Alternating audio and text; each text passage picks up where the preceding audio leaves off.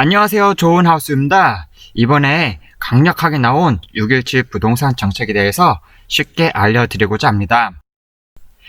6.17 부동산 정책의 주요 요약과 부동산 정책으로 알려주는 투자 지역과 방안에 대해서 설명드리겠습니다.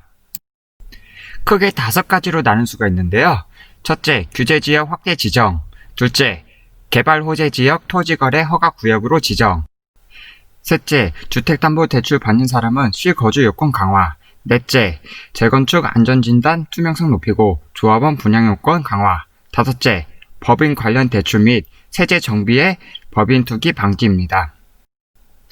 규제지역은 경기 10곳, 인천 3곳, 대전 4곳 투기 과열지구 지정을 했는데요. 표로 보면 조정 대상 지역은 서울은 전체 지역, 경기도는 전체 지역이지만 일부 지역 제외이고요. 일부 지역은 김포, 파주 등 일부 도시하고 면 이것은 제외입니다. 인천은 강화, 옹진은 제외이고 세종, 그리고 대전은 전체, 그리고 청주는 일부 지역이 포함되었습니다. 투기 과열 지구는 특이점이 있는데요. 조정 대상 지역을 건너뛰고 바로 투기 과열 지구가 된 곳들이 있습니다. 경기도에서는 안산 단원, 군포, 이왕이 있고, 그다음 인천에서는 연수구, 남동구, 서구, 그리고 대전에서는 동구, 중구, 서구, 유성구가 있는데요. 이곳들의 공통점이 있는데요. 여기는 전체 지역이 아닌 일부 아파트가 최근에 급등을 한 지역들입니다. 다음은 지도로 보겠습니다. 지도로 보면 서울 접근성이 좋은 김포가 비규제 지역으로 되어 있고 GTS-A 노선 예정지 파주도 비규제 지역으로 묶여 있습니다. 그리고 안성이 조정 대상 지역이 왜 됐는지 모르겠는데 이것 때문에 안성보다 비교적 입지가 좋은 천안이 수혜 지역이 되겠습니다. 상황극으로 요약해 보겠습니다. 지도 보이지? 지금 김포하고 파주는 열어둘게. 나도 언제 막아둘지는 아직 모르니까 기회 줄 때 팔 사람 팔고 살 사람은 사. 다른 곳은 부동산 투자 하지 말라는 건가요? 대답은 이거야. 지금 풍선은 터트려버릴 거야. 그럼 풍선은 서울에서 다시 불어야겠지? 다음은 정책 2번째.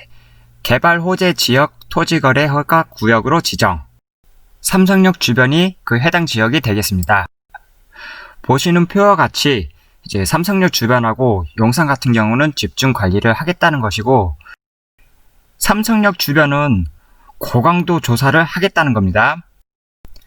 상황극으로 투자할 지역 알려드리겠습니다. 삼성역 주변 부동산이 많이 오를 거니까 강력 조사할 거야. 그럼 삼성역 주변 부동산 사지 말라는 건가요? 강력하게 규제한 지역 옆에 붙은 부동산 있잖아. 그곳에 투자해. 부동산 정책 3번째입니다. 주택담보대출 받는 사람은 실거주 요건 강화하겠다는 겁니다.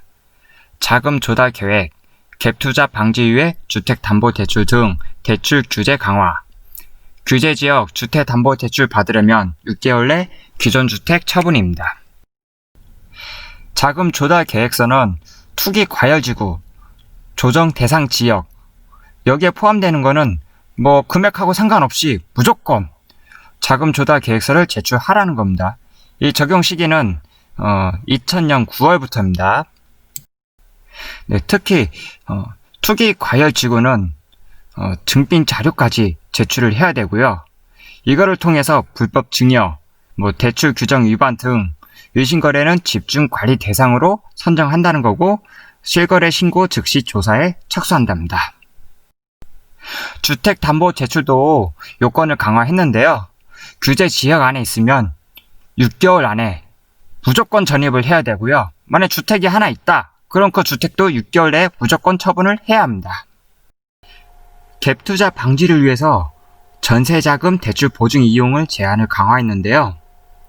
투기지역, 투기 과열지구 내 시가 3억 원 초과한 아파트를 신규로 구입하는 경우도 전세대출 보증을 제한하겠다는 겁니다. 주택도시보증공사 전세대출 보증 한도도 축소를 했는데요. 1주택자 대상으로 전세대출 보증 한도를 2억 원으로 인하하였습니다. 상황극으로 요약해 보겠습니다. 이제부터 규제지역 모든 주택 매매 시 자금 조달 계획서 제출하고 투기 과열지구 주택 매입 시엔 증빙자료도 제출해.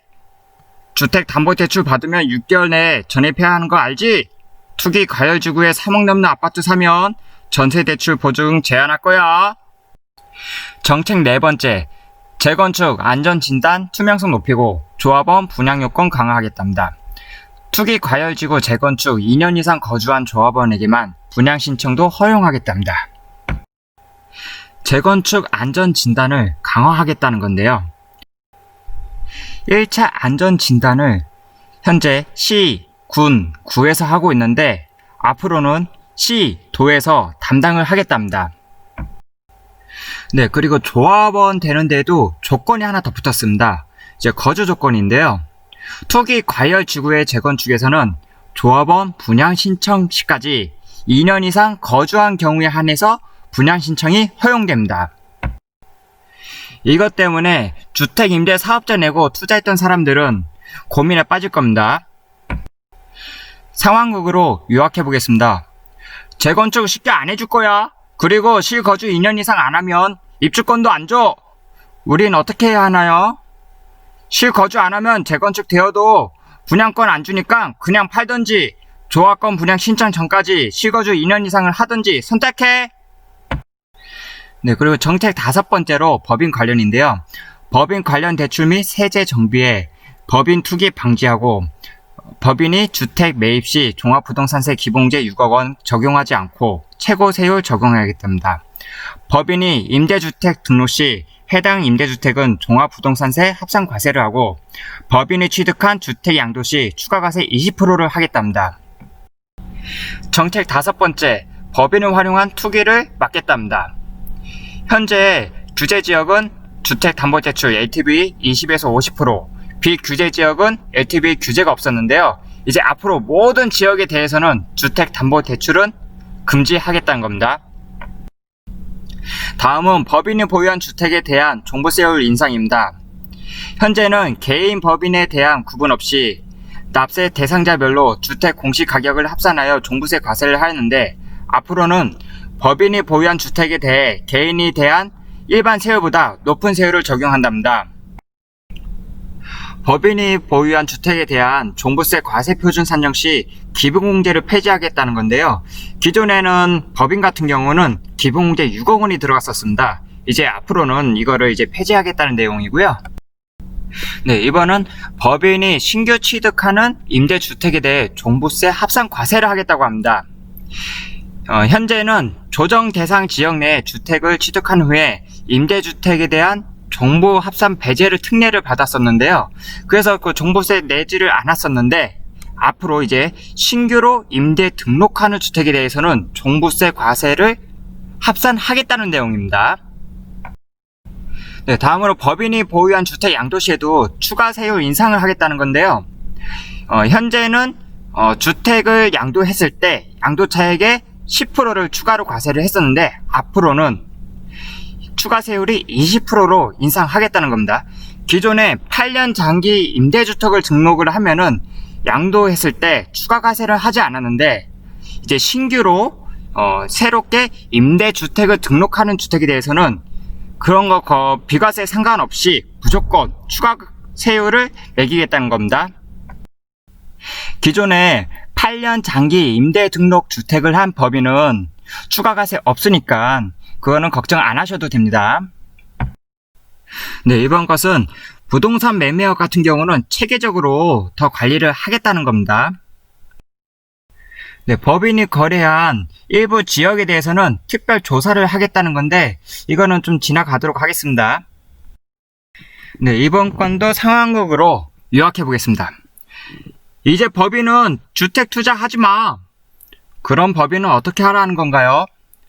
부동산에 주택만 있나? 다른 부동산 종류도 많잖아. 상가, 오피스텔, 공장, 토지, 개발 이런 걸로 해. 이번 정책을 보고 느낀 건 너무 과하다는 생각이 듭니다. 다주택자, 1주택자, 무주택자 모두 좋을 게 없어 보입니다. 심지어 부익부 빈익빈이 더욱 양극화될 것으로 예상됩니다.